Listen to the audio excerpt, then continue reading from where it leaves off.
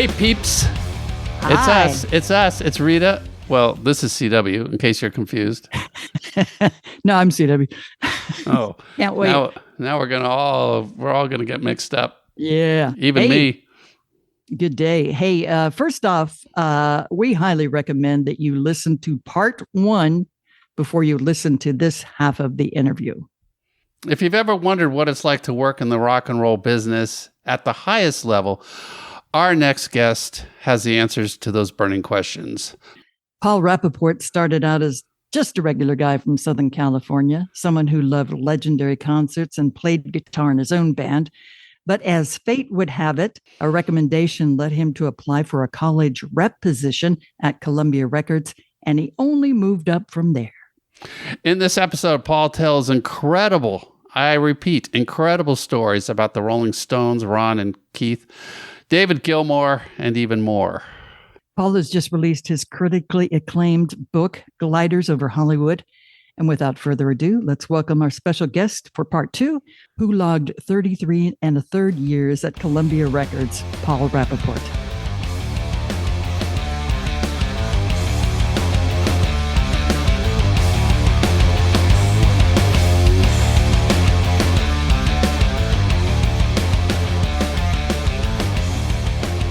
I was just thinking that being such a really guitar person, that really helped you in your relationship with several artists because you spoke the same language. I mean, it was like you knew all this stuff. You knew how to promote it. They didn't know promotion. You knew how to work it right. around. Which is funny because when you, that went a long way. I loved your story with Elvis Costello, because Elvis Costello, another artist on Columbia, did great. And you have a special story about a guitar that you gave him, and it was all over one of his next records that he put out. It was a big help for me being a musician because they knew that I wasn't just talking to them about the numbers. I could talk to them about numbers, but they knew that their music was inside of me. And that's a big deal, when you're forging relationships with artists. I could talk in their language. So you read about me giving Elvis one of my guitars. He was looking for a Rickenbacker. You can read about it. Couldn't find one with original pickups, and I gave him mine. And whenever I would meet a guitar player, which rock's mostly is driven. I used to hang out with Joe Perry from Aerosmith. I talked guitars with David Gilmour for hours. Yeah.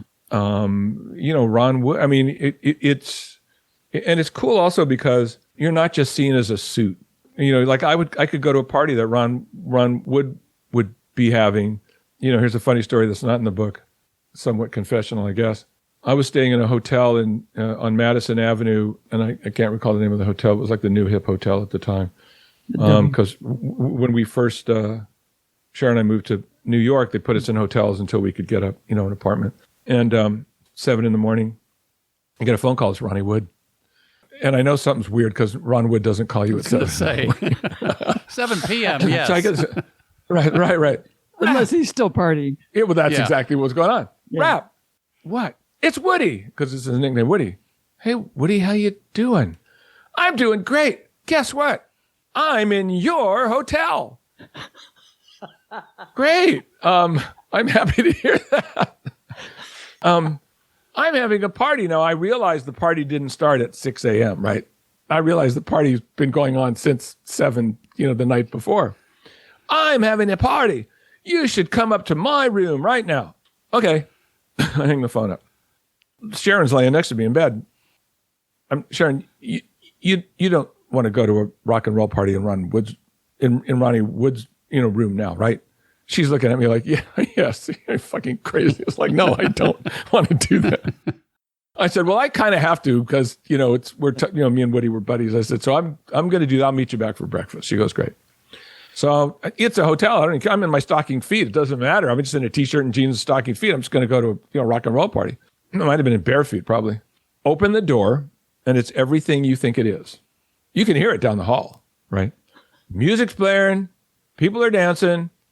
I walk in, the door shuts. The first thing that happens is somebody's got a Coke spoon and they're blown, blow up my nose. I go from being sort of sleepy to being insanely awake in a matter of seconds, right? Welcome to the party. And, there's typically, there's cassettes crunched on, on the ground and people are dancing and, there's all crazy stuff happening. I'm like, now I'm wired. I'm like, hey, is there anything else here, Woody? Do you have like orange juice? like something. Please. Besides all this other stuff that you have. So, so I get an orange juice and sure enough, he goes into it was in a suite. He comes in his bedroom and he's got a brand new Stratocaster that Fender has given him. And he says, sit down on the couch. He throws this in my lap and he goes, tell me what you think of this. What's cool is it's not Ron Wood, the rock star. It's two guitar guys talking. Yeah. He actually wants to know what I think of this guitar because we're guitar people. When I would go to David Gilmour's house and he knew that I love guitars, he'd say, do you want to see the first Stratocaster? Because Pink Floyd got more money than God. So they got cars, they got planes, they got, And Gilmour had 001. Had the first Stratocaster. Wow. I don't know if he bought it or Fender had given him. The very first? 001. The first production Strat. Okay. Not the first, not the Leo, yeah. Yeah, not the what do they call it? The prototype? The prototype. Yeah, this is like the first, so he owns the first one that came off the line. Because he knows I'm going to appreciate it. Yeah. I mean, Gilmour knows I appreciate guitars. I've been sitting in the studio with Gilmour, and Gilmour would pull out an acoustic guitar and start playing the beginning of Wish You Were Here. Because he knows that I know the sound of that guitar. Yeah. It's a special guitar. Was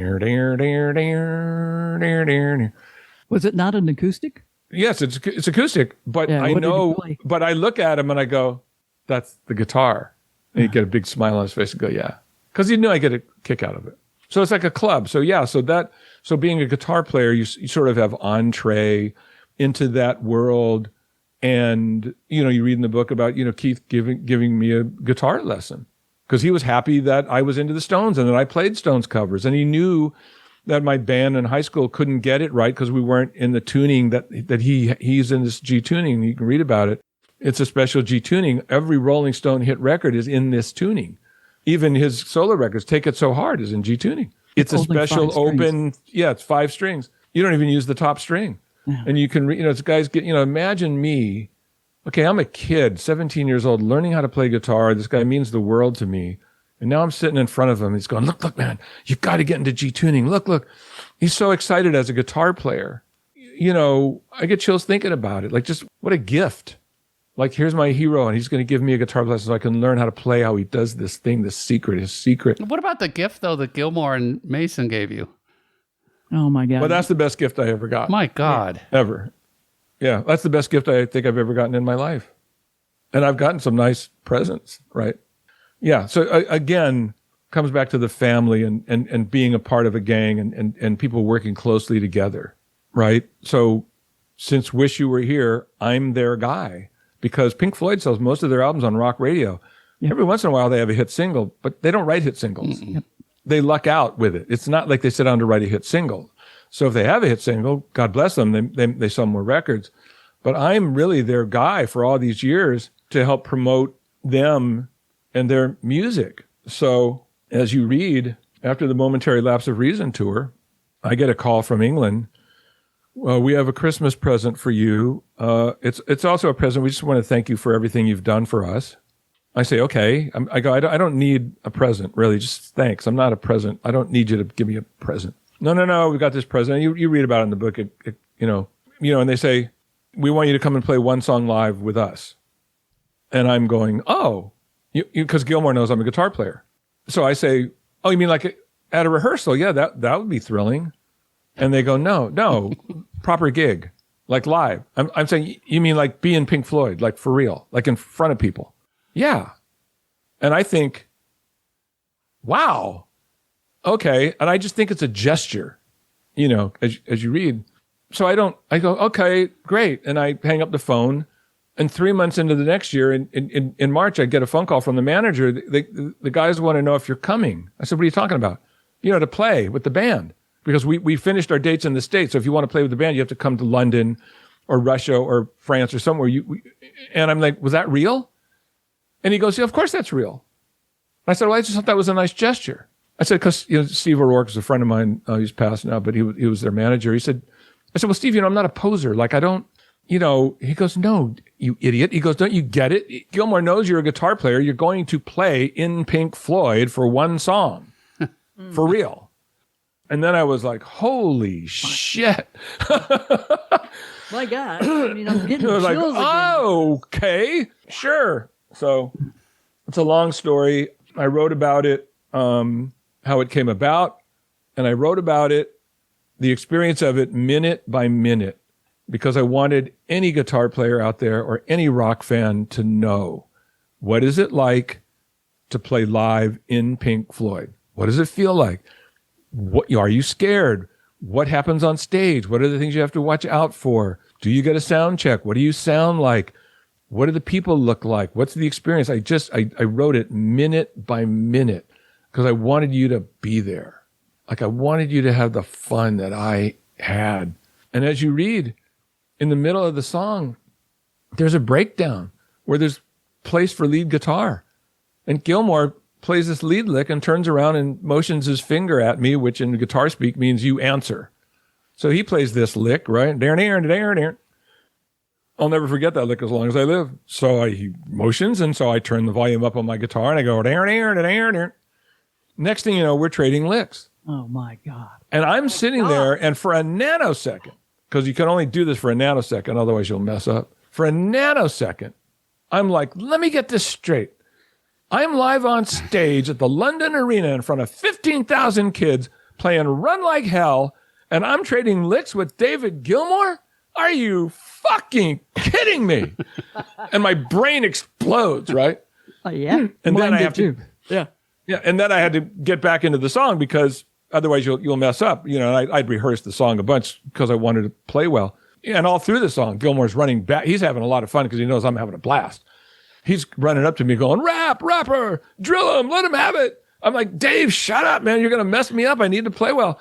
Not even so much for the audience because they wouldn't know if I hit a clam, right? We're in this giant echo loop and there's lasers going off. And, in that particular show, there's all kinds of stuff. There's pyro, there's robots are coming out of the stage, there's flying saucers. I mean, that was quite a production. But I wanted to play well for the players because you're in Pink Floyd. This is top notch. I want to hold my own. I don't want people to think I'm like a poser, The best part of the whole gig, well, there's a million best parts, but one of the best parts was after the dust cleared and everything was over. John Caron, one of the keyboard players, who was a friend of mine, it was just him and me left on stage, and he walked over and he looked at me and he gave me a big smile and a big thumbs up. Like, hey man, you held your own. You rocked it. Like you belonged here. That meant more to me than anything because these guys are professional players, right? But I wanted to document that because it was special. Think about it. Who does that? Think about all the people you meet, rock stars, and some of them are more selfish than others. Who does that? Who calls you up and says, we want to thank you, and we want to thank you enough that we want to blow your mind. Come play in our band for a song. And they're Pink Floyd. Right. They could have given you a guitar. They could have given. Yeah, that's what I thought. Like, what do you? Right. Like, what do you want? So that's what I thought. I thought Gilmour was going to send me a guitar. But who does that? Only somebody who has a big heart would do that. And I want people to know that part of David Gilmour and Nick Mason. Look at Nick Mason. I write a book. I need quotes.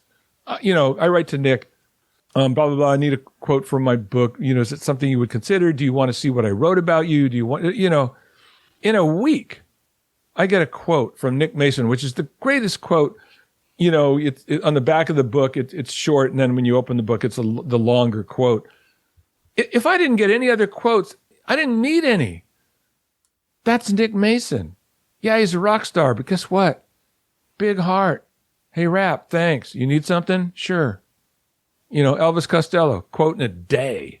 He didn't even care what I wrote about him. It just got a quote, right? I want people to know that about these folks.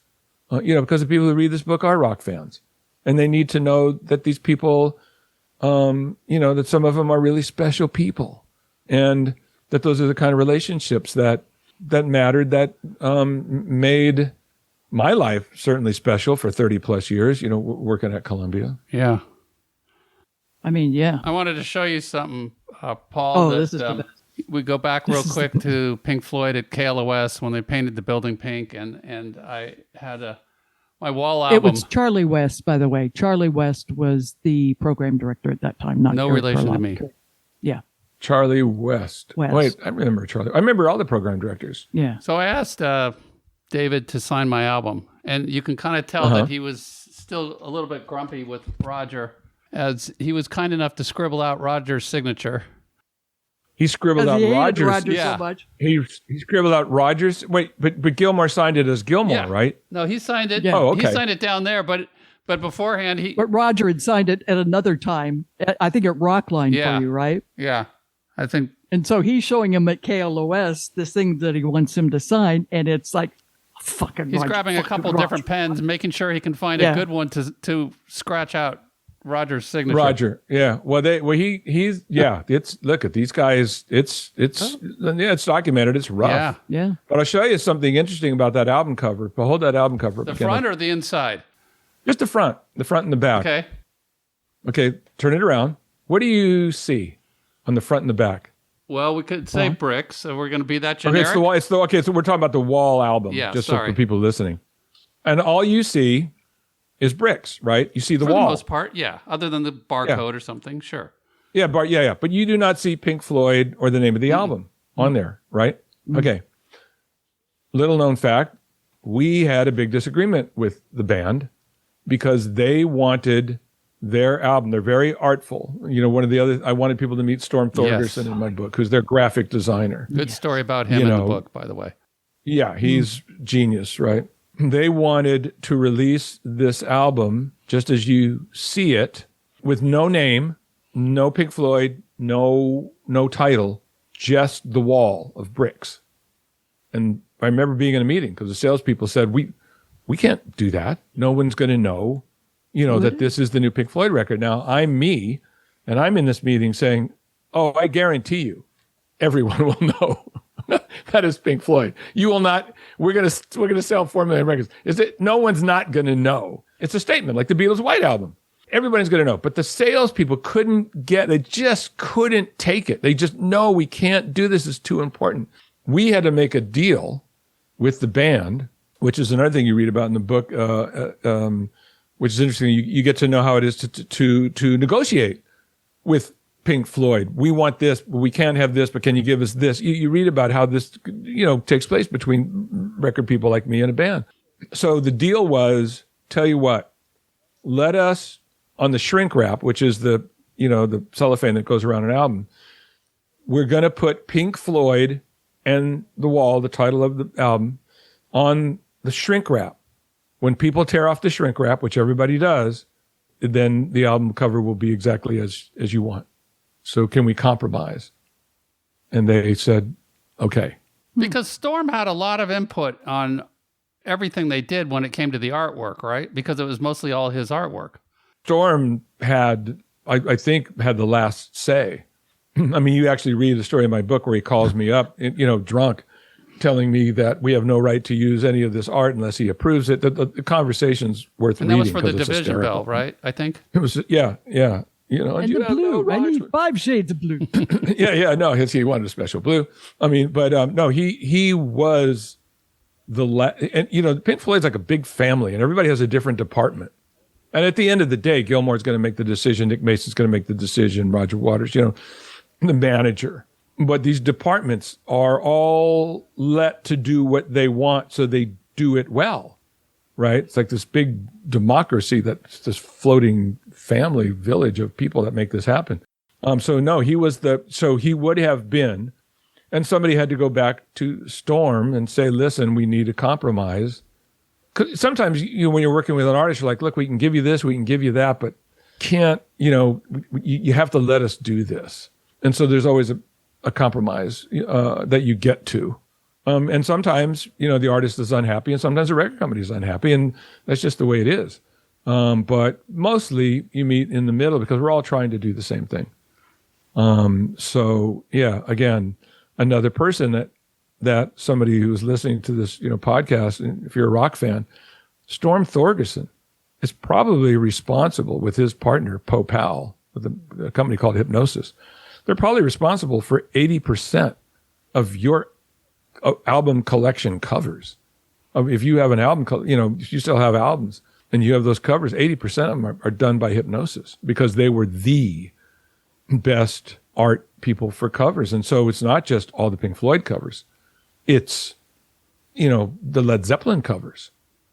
And this guy, Storm, he likes to bend reality. So all these things that you see, this is not computer graphics. This is not CGI.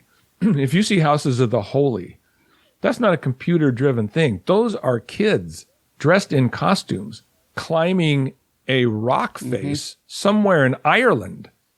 And then Storm takes a photo, right? If you look at A Momentary Lapse of Reason album cover, you see a bunch of beds on a beach. That's not 3 beds on a beach and the rest CGI. Yes, that's 700 beds on a beach. Must be nice to have a budget. Yeah, I was going to say. Right. And get this. When you look at the album cover, you'll realize it's damp. And it's damp because they tried to shoot it the day before and it rained. And they had to take 700 beds off a beach and the next day put them back on the beach. And then he takes a photo of it. He always wanted people to look at something and go, is that real or is that not real? And so when you look at Storm Thorgerson's artwork, and a fabulous guy, we were good buddies. I love that guy. You can read about some fun stuff in the book with him. Just a genius and just really funny, but just, when you're talking art, and then again you're part of the family. I was over at his office / apartment, and he gave me a couple of prints just for me, just lithographs. Here, I'll sign them. Can we have one? Pick which ones you like. Well, oddly, I didn't pick The Dark Side of the Moon, which is his most famous album cover. I sat down on his bed and he goes, you're sitting right where I thought of that album cover. And I got the chills. Like I sat right where Storm thought of The Dark Side of the Moon album cover. And I picked a couple of things. One of them is a beautiful picture of these ladies, but they're like onions. They're like you know how they have the centaur, like it's a half human, half horse? These women are half women, half onions. Okay. It's unbelievable. It was going to be an album cover, but it got, believe it or not, rejected as an album cover. I said, I want that. He goes, you don't want the dark? Why do you want that? And I said, because it's a work of art. I don't care if it got rejected. Look at that, Storm. I can't tell. How are these women? Is that a costume? I know it's not CGI because I know you, but they're half women, half onions.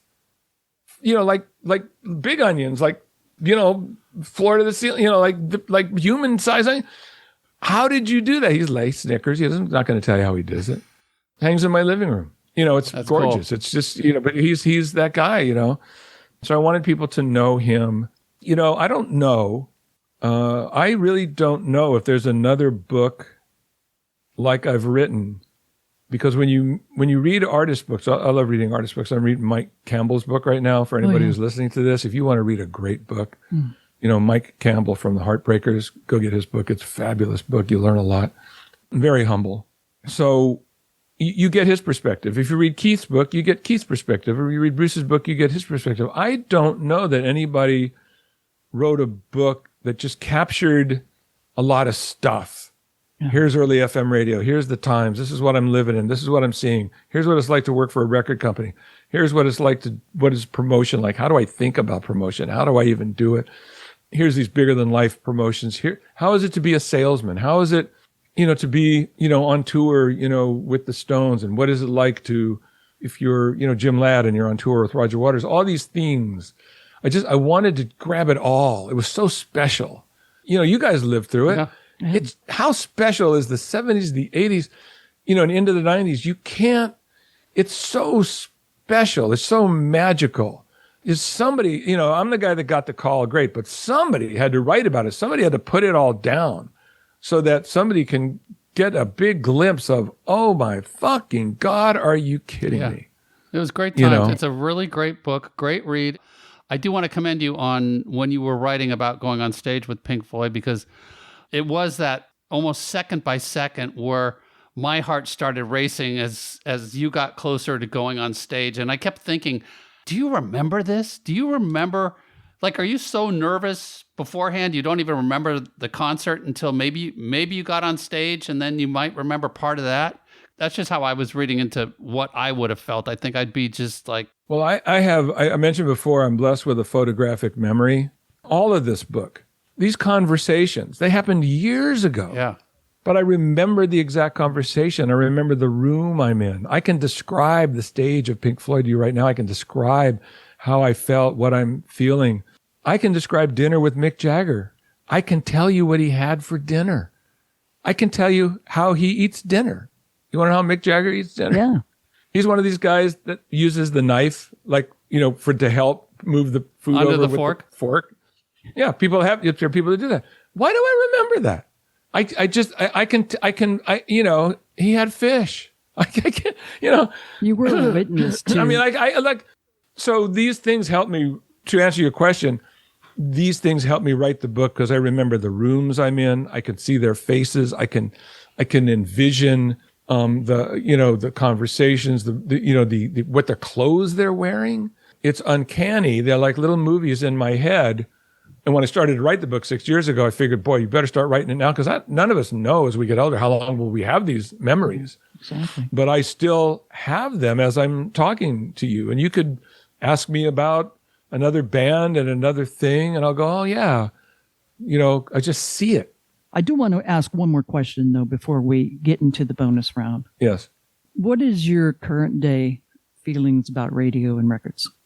Well, I think it's sad. Yeah. Now, there's a lot of different radio out there. So there are some stations that are still in art form. A lot of them are non-commercial stations. There's AAA format, there's Americana format, they're playing new music, still more freewheeling. Radio's in a weird place right now. I just actually met the president of the iHeart, at iHeart. He's one of their presidents. And he said, you want to know something? He said, believe it or not, radio now has more listeners than ever. It's in the Nielsen ratings. You can find it. He says the problem is that we're having trouble with advertisers because right now they just want to advertise digitally. So they want to give all their money to Google and Facebook and all this stuff. He goes, but a lot of people are listening to radio. I know a lot of people listen to classic rock. A lot of kids want to know about this music. Yeah. If you look at the Spotify numbers, the numbers for the pop music is going down. The music for Fleetwood Mac and these kind of bands is coming up. Why? Because kids are discovering this music and they realize this music is as good as the day it was recorded. They don't care that the Rolling Stones are older. The music is moving them. They want to know, who is this Tom Petty guy? Right? I'm talking to kids all the time. They're like, minds are being blown. So they're not being serviced by pop music. And the reason is because somewhere along the line, and I want to say it's probably the mid-90s, the record business became the money business. Okay. So did radio. Yeah. So did radio. So now it's the money business. So who's running it? The bean counters. Now it's not creative. Less creative means less creative radio, less fun radio. I listen to some radio stations, and I don't want to mention their names, and I'm listening to jocks going, these people wouldn't pass for college radio kids when I was listening. Give me somebody at least serviceable. I mean, much less somebody creative like a Jim Ladd or a Mary Turner or, there's tons of them. There's tons of great disc jockeys. I mean, you guys are coast to coast. I mein, what about the Detroit radio people? The Grand Poobah and, what about, Chicago. Mark, Arento and the BCN guys. I mean, all these people. So it's not there because it's not creative. These are creative businesses. This is art. The idea is to make great art and then you can sell it. But if it's money first, the record company goes, well, wait, it takes a long time to develop artists. Then we got to pay the money to put them in a club. It's going to take 3 years. Then we got to work their way up little by little by little. Why don't we just get a cute girl, put a belly button ring in her, Get her a song from Max from Sweden. You know, we'll pop out a hit record. She'll sell whatever. And when she's done, we'll just get another one. Yeah. And sadly, and I don't want to say that's everybody, but it's a lot of it, which is why kids don't care as much anymore. These songs, they come and go. They're not in our hearts like songs we know about, right? These songs don't stay in our hearts. These aren't messages that matter to us, the new sort of pop stuff. And I so, don't know, Pink you know, Pony Club. yeah, so it's kind of like, you know, it's the record business is, you know, in some ways it struggles, in some ways it doesn't, because it keeps propping itself up with hits, you know. But I think, you know, there's different genres too. The country, I think, is still very much alive. Yes. Country radio is very much alive, and the country artists are very much alive because I think they still have artists that tell stories, right? Mm-hmm. And they have artists that do what is the big thing that they do in Nashville, the Country Artist Day, where they go and meet their fans. Yeah, no, that's still, you know, they still do that. They're taught that. Yeah. Okay, you're taught this as a country artist, and I still think they do it. We do this every year. You need to meet your fans. You have to be there for your fans. This is part of the business you have to do. But I'm just amazed at artists like Jelly Roll. Oh, love right? Jelly. God, I need a favor. Whoa. Oh, I know. What a song. You know, Casey Musgraves. First time I ever heard that was the Country Music Awards with him and Winona, and I had to hit that repeat button because that gave me chills. I mean, it gives you chills. Yeah. Casey Musgraves is a great songwriter. Woman. Yeah. So I mean, she writes real songs. Yeah. So so I don't, you know, I think the rock thing is hurting. I mean, you know, people try to get me excited about there's a Led Zeppelin like band, Greta Van Fleet. Yeah, and I was like, well, and God bless them if they're making a living, and you know, and you know, but it's like, well, why would I get excited? Like I'm excited for the real thing, for Led Zeppelin, right? It's like that's the real one. There are bands that copy Alice in Chains, great, but guess what? They're not Alice in Chains. Yeah. So and that was great. You know, with your career, you got to see that stuff in '92. Yeah, I got to be part of the Seattle thing happen, and you know, which was really great. But so I think that the business is in a sad state because art isn't the primary reason for it being. Everybody's thinking about the latest drum loop. What is the latest beat that I can use? Because we have the latest. The auto-tune. You know, records are made by it's like 3 producers, 3 songwriters. They're missing the plot. I mean, I have a granddaughter who, you know, kept wanting to turn me on to Taylor Swift, and she sent me a special song. It's a 10-minute song by Taylor. Oh yeah. And I heard the song, and I really liked the song, but somebody had decided to put a drum loop in it. And it didn't help, right? It was like, why would you take a beautiful song like this? And I know what happened. Somebody went to Taylor and said, Taylor, we got this guy. He's like the new guy. He's like the hippest drum loops, whatever it is. And they think this is cool.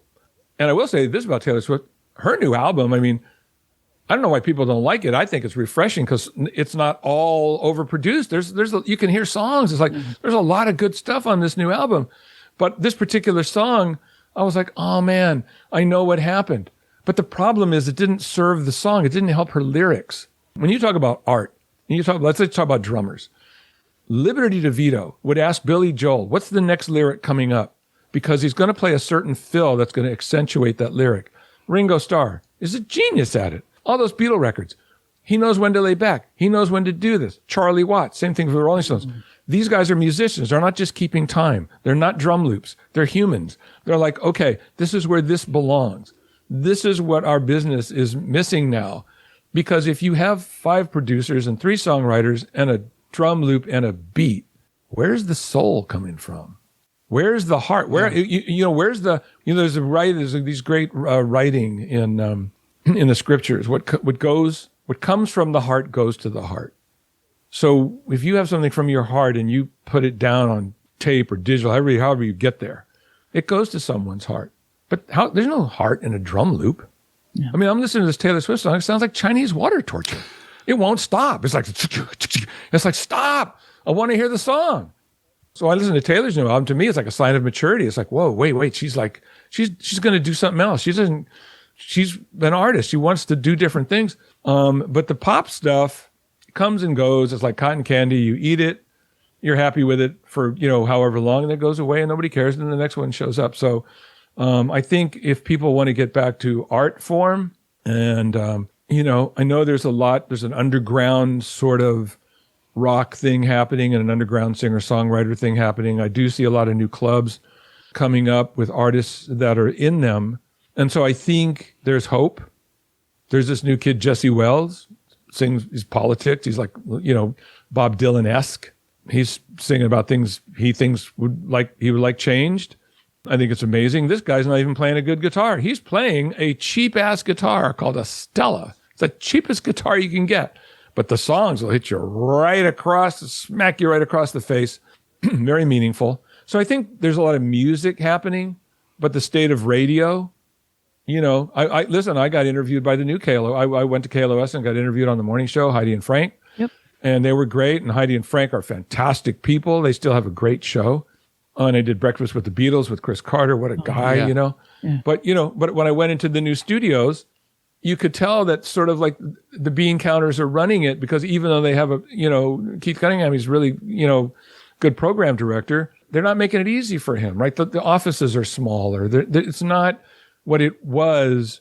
And I know the margins are thin, but you're not, you don't, it's like when you used to go to a record company, you would get excited. You'd see things on the walls and all these kind of things. So the state of our collective businesses, I think, is, in a flux right now. But I'll tell you one thing that, not to drop names, but David Gilmour told me this a long time ago, and it really has always stayed with me. When digital first happened, he and I were just freaking out. He was really freaking out. He goes, yeah, the CD. He goes, nobody's going to hear the overtones on my guitar anymore. He goes, you understand this is going to change the sound, right? Pink Floyd's very into sound. Mm-hmm. To this day, if you put on a vinyl album on a good sound system, it's a miracle. I mean, what you hear, what you feel, you can't get it digitally, because digitally is just digital. It's just the bricks of yes, no's. Right? They're getting better at it. But at any rate, I was very disheartened. He was very disheartened, but he looked at me and he said, but you know what, Paul? He goes, think about this. This is just the now. He said, you and I, we're here on this planet for what? We're like a speck in all the years before and all the years that are going to come. This is just the now. We don't know that someone later is going to come and go, God, can we get back to fidelity, please? Can we do this? And there's already people that do that. They're selling more vinyl now. That there's a move to get back to it. You're in the now of radio and records. And maybe somebody will come along and want to build a different kind of record company that, we don't have to make gazillions. We'll be happy just making a nice living. And we'll back our artists, and we'll develop them, little by little. And so I do have hope, for it. But it's, right now it's just, to me, it's, even the way they are making records now, there's a system of, if you have this many beats a minute, this is what happens. It's almost, like robots. But, look, there's still kids who want to learn how to play guitar. There's still kids that want to, what? I went to a friend of mine's kid. He's like 13. And he said, I want you to come to a recital. We have a thing called Bach to Rock in my town, right? And I live in Port Washington, New York. And it's like the School of Rock, like from Bach to Rock. Yeah. There's a recital. I'm going to see his kid, right? 13-year-old kids. I think the keyboard player was 8. Okay. But these kids are learning how to play rock. Well, if you're going to learn how to play rock, the only rock you can learn how to play is stuff from this era, the 70s, 80s, and 90s, because there really isn't anything, past Alice in Chains and Pearl Jam and, this kind of stuff. So I'm sitting there, and this kid, whose voice hasn't even changed yet, says, hey, we want to open with Burn by Deep Purple. Wow. I'm like, Burn by, how do you even know Burn by Deep Purple? That's not even like a hit. That's an album track, And sure enough, these kids, I'm watching 13-year-olds, an 8-year-old on keys, and they're playing Burn by Deep Purple, and they love it. So I think there's hope, because these kids want to be real players. Yeah. They don't want this. They want to know, how does this guy play this, right? Who are these guitar players in Deep Purple? How do they play this stuff? So I think there's hope. When I see that, it makes me feel really, really That's great, cool. So. Dude, this was so fascinating. And I can't speak for CW, but I think it spoke to my soul. And, I think it's going to be great listening. Our soul is rock and roll. CW still has a question for you, but we're going to go to the... We're going to the bonus I have a male rounds. bonding question at the end, but... Oh, okay, sure. Okay. Or whatever you want to do. Look, you guys are so easy to talk to. I'm fine. Okay. What was the first concert you went to? I try to remember that. And I keep coming up with the same one. It wasn't a concert. We had a club in the Sunset Strip that would let young people in because they weren't serving alcohol, so you could go to it. And I think I saw, and I think it was called It's Boss, and I saw the Standells. Wow. And I went, oh, wow, these are the guys that do Dirty Water, but now I get to see them live. And I remember seeing the Grassroots in a college because they weren't big yet. They were playing colleges. My first memory is the Standells, them. Them? No, not them. Okay, the Standells and, and the Grassroots. Because, I know I saw Dick Dale, but I think that was later. Because as a kid, you didn't have I don't know, my parents weren't going to let me to go to some rock show. So my first memory is the Standells at the club, It's Boss. But we used to see, I played in bands, so we would see local bands. We saw each other. There were different bands that were like cover bands, so we would see a band called the Red Roosters, and they would play Look Through Any Window by the Hollies, as good as the Hollies. And there was a band called The Plague, which I thought was a great name for a band. And they played Hey Joe, the fast version of Hey Joe. And so for a kid growing up, those are we want to be like them, but we really want to be like the Stones, but they're unreachable. We could never be like them. But at least we could be like these guys. So those are the two that I remember, and then like you said, how lucky am I still young enough to see Jimi Hendrix? My God. To this day, I've never seen anything like that. That's nothing can compare to that. Right. Wow. So what is your male bonding question? I'll throw it to you now. I'm going to say one word, Slidini. Do you know Slidini? I got lessons from Slidini. You did? Slidini, for those, no one's going to know because we're not talking music at the moment, but he was a very famous magician. And I probably died in the 70s or 80s, I would think. And no, he lived till the 90s. Did he really? Okay. Because I took lessons with him in 1984. And I saw your autographed picture in there, and I'm like, I took lessons from him because my uncle owned a magic club in San Francisco, and he performed there, and I always got to run down there, being a magician at that time, and he would introduce me to different magicians, and Slidini took me aside and said, come here, let me show you some stuff. Unfortunately, I don't have the memory like you do to remember everything he taught me. Well, in the book, I actually write about him as you read, and I explain a little bit about him. I toyed with whether to put that in or not because I didn't want to go too far afield, but again, it was the same thing. It was like, this guy's one of the greatest magicians of all time. This guy invented. When you see people doing sleight of hand today, this is one of the guys who invented it. Yeah. Like it didn't exist before him. Like he figured it out. Him and a guy named Di Vernon. Slidini, for those who know, it's a weird name, but in the 40s, people were taking their name from Houdini. So there was the great Cardini. And Slidini came because of all these sleights. He was very sly in the way his hands moved and everything. He had a great trick where he would just lay a lit cigarette across the palm of his hand, and he was very dramatic in what he did. And he was very, I think, Italian? So he had this very thick accent, but this lit cigarette would just start rising off his hand and up into the air. Oh, I'd like people to understand that there's a couple kinds of magic. There's tricks. I don't like tricks. I don't like to think of tricks as tricks. I like to think of magic as magic. If you see magic, skill, and you see skill, you're going to see something that makes you go, how did that happen? Right? You think that could only happen with magic. So if you see a really good magician, you see, Shin Lim, Penn and Teller, you are like, oh my God, this is what I learned. His name was Tony Slidini. This is what I learned from Tony. I still practice magic. Nice. I still like performing magic with people, because I like to do it with people because it's fun.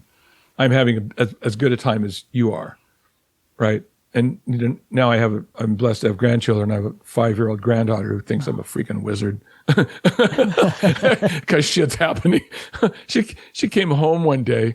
She had sand in her shoe, and her mom said, "How'd you get sand in your shoe?" She goes, "Probably Grandpa Paul, because he's a magician. It's magic sand in my shoe." We could talk forever, and if you're ever back here on the West Coast, let's go to lunch and hang out and just share some more stories. That would in the be great. book, Gliders Over Hollywood, we didn't even have a chance. So you're going to have to read about Elton John on the roof throwing gliders, what it was like working and rejuvenating Tony Bennett, meeting Miles Davis, Hearing the first Sword, Boston song. Bruce Dickinson, so many more tales, so much in here in this book. I highly recommend it for everybody. And Paul, I can't thank you enough for writing it and for being our guest today. It has been magical.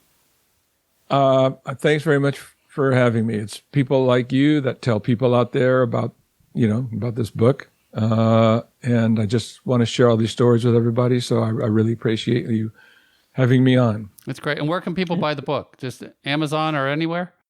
Yeah, if you go on Amazon and you just punch in Gliders Over Hollywood, you don't even know that you don't have to have the second half of the title, or Barnes & Noble, you just punch in Gliders Over Hollywood. It'll pop up. It's in a number of bookstores. If you want to support your local bookstore, you can go in and just say, "Do you have Gliders Over Hollywood?" If you don't, they'll get it for you. Yeah. But if you want it easy peasy, Amazon, Click the button. just click the button. Be there in 2 hours. So yeah. And we'll put a link on our website. And we also have Oh, I appreciate it. Paul's been kind enough to give us some of the photos that are from the book. So, and we'll put some other things up there that we've kind of talked about in the show. Again, Thanks. Paul, Thanks so much. Thank you so Thanks, much, man, Paul. for Okay. writing it and for being such a great Yeah. guest. All right, Pleasure. Thanks. Okay, guys. All right. Thank you. Take care. All right. That was so amazing to talk to him. And what a great storyteller, right? He really is. Really is. And that book is just fantastic, Gliders Over Hollywood. I've received so many compliments on my end for people that I know that have listened to the podcast and absolutely loved it and have decided to go out and get the book. Yeah, me too. It's really interesting how many people contacted us to let us know that. Yeah, it's great. It's really, we love that kind of feedback. A big special thanks to Paul for spending over 2 hours talking with us. Paul is such an amazing guy, a real genuine spirit, and he had such a great career in the music industry. Absolutely. Paul's book, Gliders Over Hollywood, Airships, Airplay, and the Art of Rock Promotion, can be purchased at Amazon, or you can purchase it also through your local bookstore, or just go to his website, which is glidersoverhollywood.com. Check out our show notes on our website, rockandrollconfessional.rocks. There you can find links to some of the subjects talked about in today's show, including links to order Paul's book, videos, and exclusive pictures, including Paul on stage with David Gilmour. And please, please, please support the podcast by subscribing wherever you can, writing a review, follow and comment on Instagram, Facebook, sharing our posts with your friends. And even Rita didn't know this, but we are now up on YouTube. So Awesome. all of our shows are up on YouTube. So you can follow us and comment there also. Excellent. Yeah. Thank right you, on. CW, for all the work that you do on the website. And Thanks, Rita producing this. Wildchild. That's right. Appreciate you very much. Rita Mild these days. We got a lot of stuff coming up, so stay tuned, subscribe, stay tuned. Bye-bye. Blessings.